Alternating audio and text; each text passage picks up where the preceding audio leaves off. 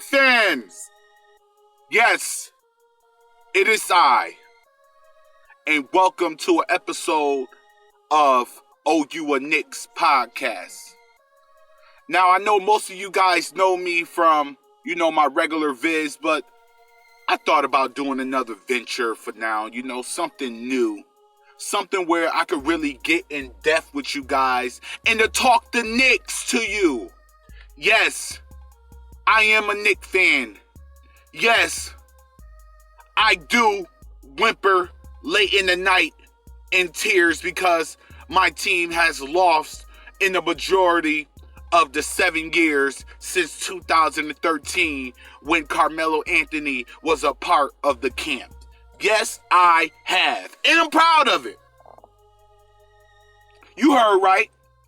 I'm proud of being a Knicks fan. I've been a Knicks fan since Latrell Sprewell, since Johnson, Grandmama, since Patrick Ewing. I've rolled with my boys till death do us part and forever.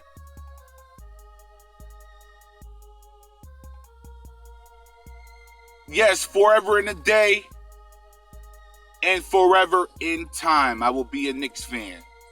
But let's get to it. Let's talk about the NBA draft. With Obi Toppin coming to the Knicks, yes, he is a good dude. And yes, what some people say about him does, bear some evidence with as far as like his footwork and the things of that nature. His defense ability, how he'll be able to move laterally across the floor when defending not only quicker forwards, but guards. Because eventually all they're going to do is pull this guy out to the three-point line and try to use and abuse him. I promise you. That's all they're going to do. They're going to try to pull him out to the three-point line on a guard. And they're going to try to use and abuse him. You get what I'm saying to you? So, in order for Obi Toppin to be the type of person that we need him to be, he will have to work on his footwork defensively. But the good thing that I must say right now, when it concerns Obi Toppin's defense, is Mitchell Robinson. Mitchell Robinson is a defensive threat every time that he's on the floor. We've seen opponents' percentage drop down by at least 2 to 3% anytime that Mitchell Robinson is on the floor. Why? Because not only can he destroy bigs as far as when it comes to the defense, but he also has the lateral quickness and ability to get up on guards when they try to pull him out to the three-point line. If you're doing these things at this point in time and you can stop the guards, or you could stop the bigs and the forwards that may come into the paint, or even the guards that may come into the paint, and become that defensive anchor for Obi Toppin, I think that the Knicks will be able to hide him on the defense.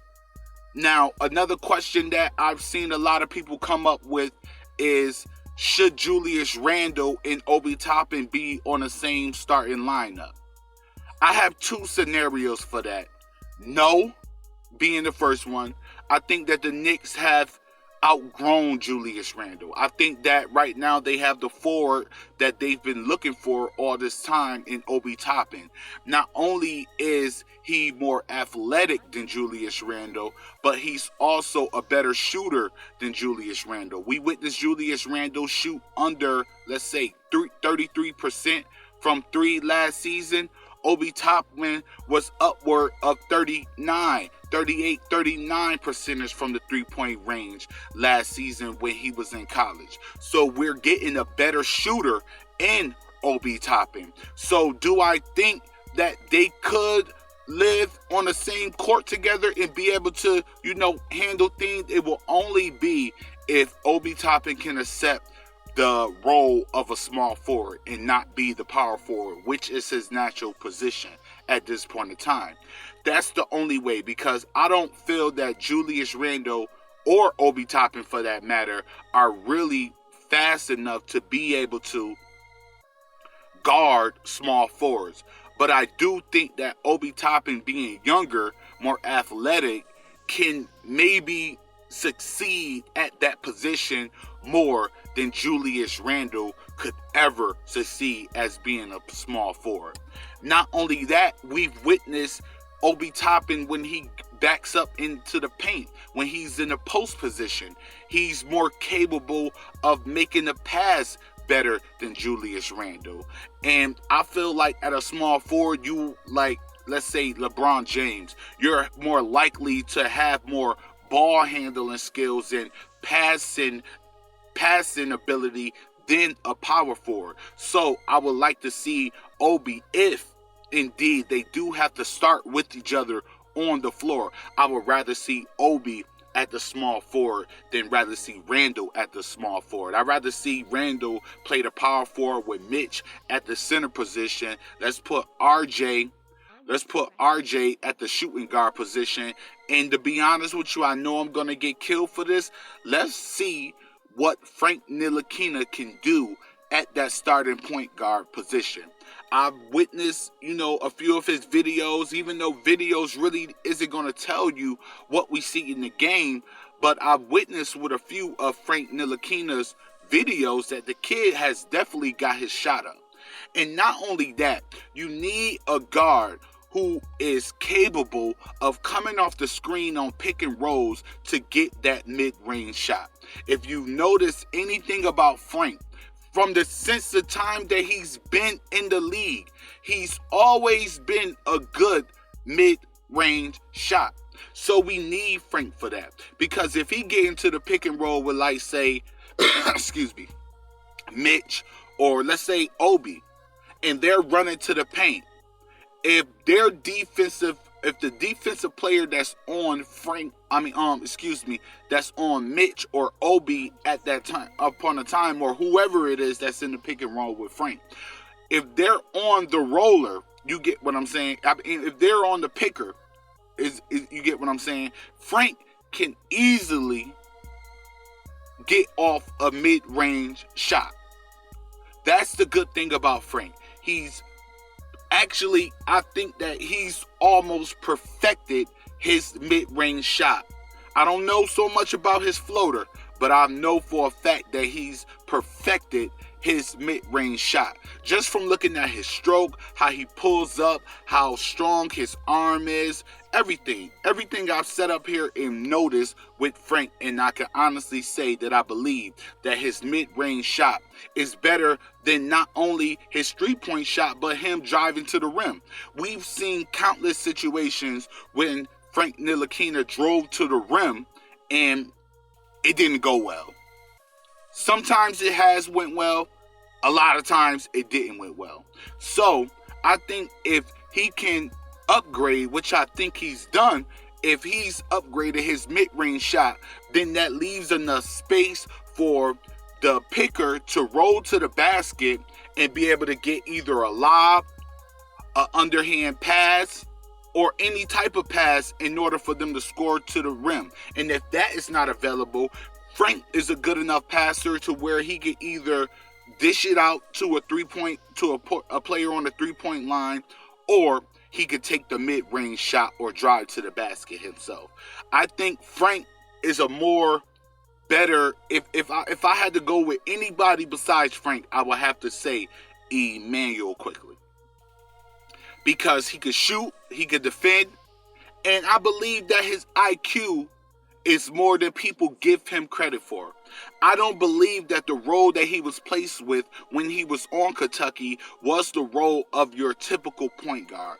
I believe that Calipari really used Emmanuel Quickley as the shooting guard because of his shooting ability. This kid is lights out. Another person that we've added to the team that's lights out, Miles Powell.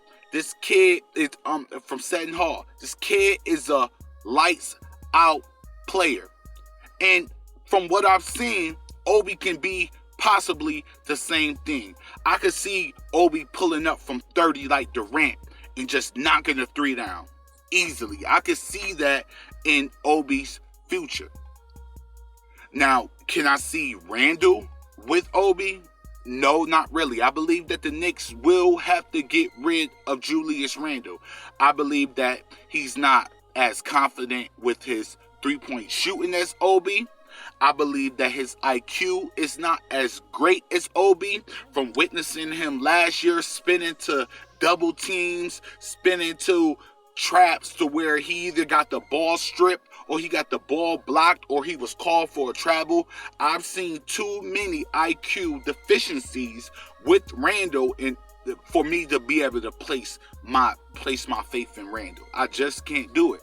I don't see it ever happening with Julius Randle. Now, him being a person to come off the bench, yes, and average give you 15 and 10, I see that all the way through Randle. But as far as him being the prime focus on your team, I don't see that ever happening. So I think that the Knicks definitely have to get rid of Randle.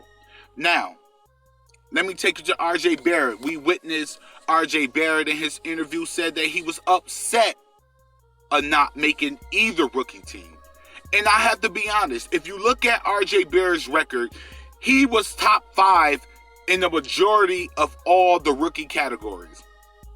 He couldn't even get on the second team. See, what I want the NBA and the analysts and the media to know, just because you hate James Dolan doesn't mean that you have to hate his players. The players have nothing to do with James Dolan, no matter how you feel about that man.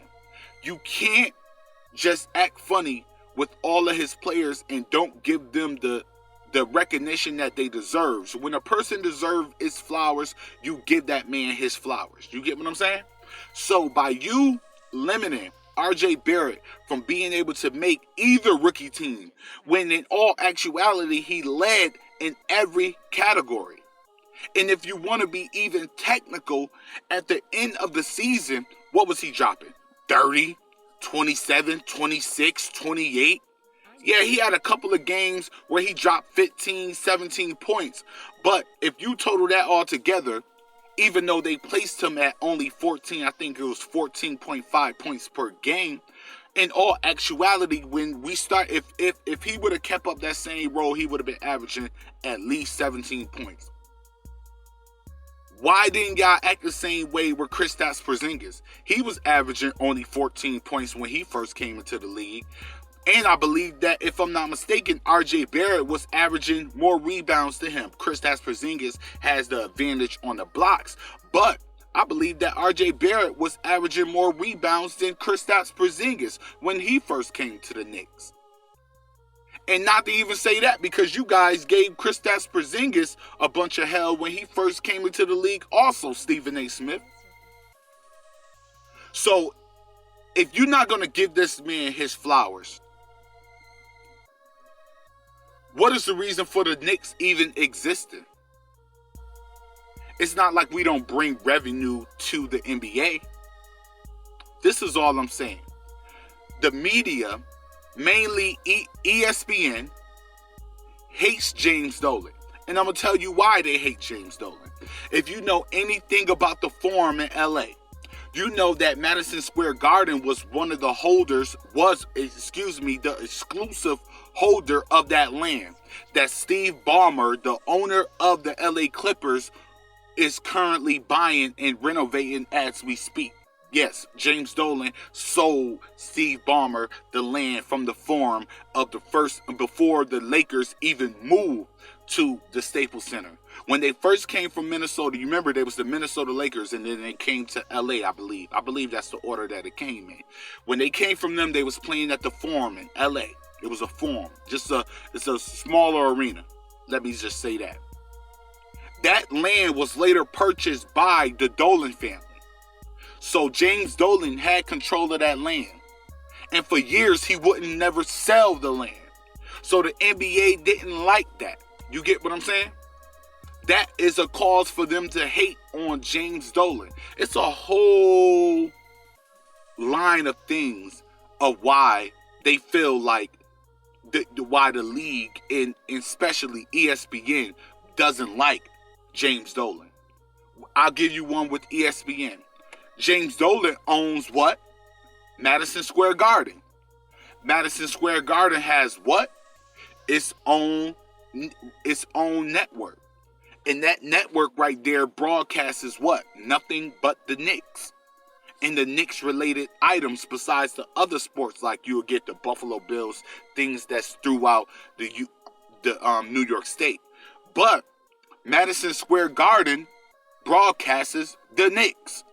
So all these other New York, let's say, and other broadcast media companies who want to have a piece of the revenues that the Knicks have can't get that because James Dolan has his pocket each and every way within the Knicks, which is smart on his part.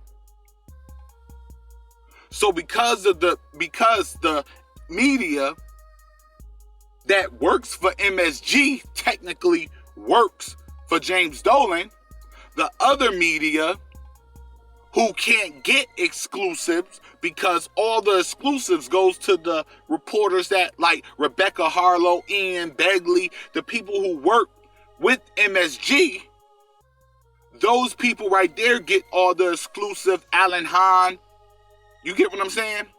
Those people, those are the reporters that get the exclusives with the Knicks. So if you're not getting the exclusive, that means you're not sharing none of that revenue. So by you not sharing none of that revenue, what does that generate? That generates hate. And if a person hates you, what will they do? What will that person do? They will slander your name. And that's exactly what ESPN does. Because why? They cannot generate enough revenue from the Knicks. Because the Knicks is owned by, the Knicks media is owned by MSG, in turn owned by James Dolan. He's getting money on all fronts. So they're going to continue to hate that. So they're never going to say anything good about the Knicks unless they really, really, really, really have to. And that's if the Knicks is such a dominant team that you cannot ignore their greatness. Because if you do ignore their greatness, people will eventually catch on to that you really hate the Knicks. You get what I'm saying?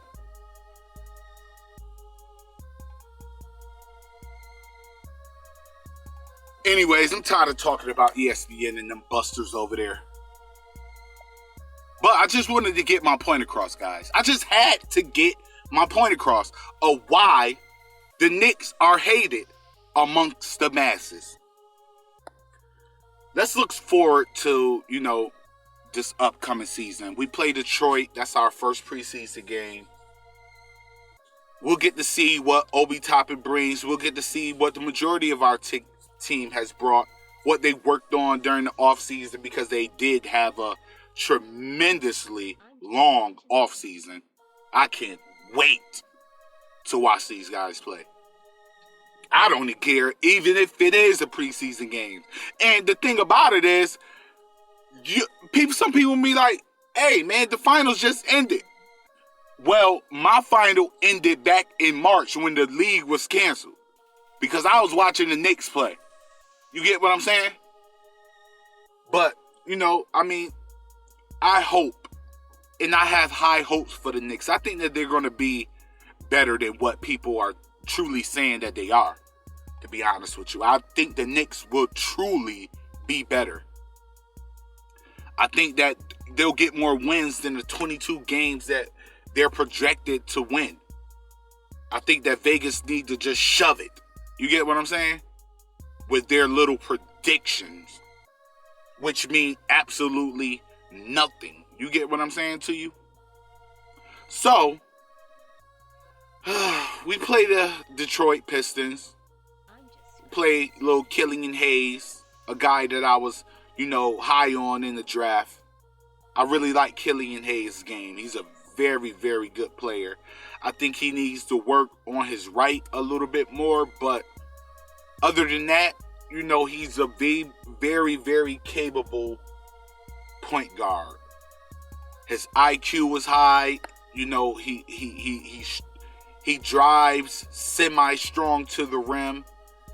He has an okay shot, even though he didn't get enough recognition for it. I think he progressed later on in his season with his shot than early on because, he was playing for in Germany. I believe that when you come in and adjust to a new system, which I'm going to give to Obi Toppin too, and all the new players who are coming in. I always give it to all the players who come play for the Knicks. When you're coming to a new offense, you have to adjust to that offense. It's not like you just come into that offense and learn it right there on the fly. You're not Rajon Rondo, who study the plays like the Bible. You get what I'm saying? So you're not going to come and be as efficient in offense capabilities as you may grow on to be later in the year. So anybody who comes to the Knicks, I always give them the benefit of a doubt. That, okay, I know that you don't know the offense. You're coming into a new system. You're coming into a new arena. You're coming into new fans. You're coming into a new team. You're surrounding yourself with different people. This is a new environment for you. So you have to adjust. So I give everyone the benefit of the doubt. And I know that Obi Toppin is going to have that type of issue coming in just like any other rookie would. So I want people to bear with them. It might not be pretty, but as long as we see the potential that can be there, as long as we see something that's like no other, and then we like, wow, this kid is going to be something, I'll be okay with us not even making the playoffs this season. Even though I want us to. We have as best a chance to make the playoffs now with the play-in tournament than we've had in the last 4 seasons. So, if we can muster up at least, let's say, 37 wins. We was on pace to that last season. So, if we can upgrade that, right? And at least get to like 37 wins, hey, maybe even 40. If we could get up to that, to where we can be either in the top, let's say, the 7 seed, that'll be good. I'm looking at it more like the 8th, 9th, and the 10th. That's where I'm looking at it for the Knicks. But if we could get in that area, I think that by that time in the season, the Knicks will be on par and they have a good chance of winning in the play-in tournament and going to the playoffs. Is that a guarantee? No.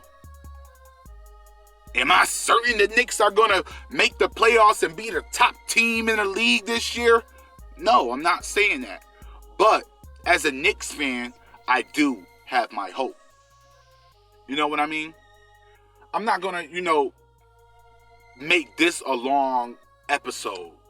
I just wanted to, introduce myself to the new people who may be coming to my page and just giving an update to those who already follow me. And make sure to check me out on Twitter, OU and Knicks fans page. Make sure to check me out on Sports Blog. I'll be uploaded from there. Trust and believe. The link will be in the description. Like, subscribe if you a Knicks fan. And, share to your fellow Knicks fans. Let's boost this page up. Let's do what we got to do. Because as a Knicks fan, I believe that we all have a common goal. And we all want the same thing. And I believe that we all should ride for each other. So yes, I'm giving my plea to my Knicks fans that's right here, right now, listening. Like and subscribe. Share on wherever you're going to share to. No matter what platform. Just share. Because why? We're Knicks fans. And we got to ride for each other. If we ain't doing that, then we doing something wrong. You get what I'm saying? So ride for your boy. Ride for your Knicks. And, like and subscribe, man. And until next time, I'll get with you guys.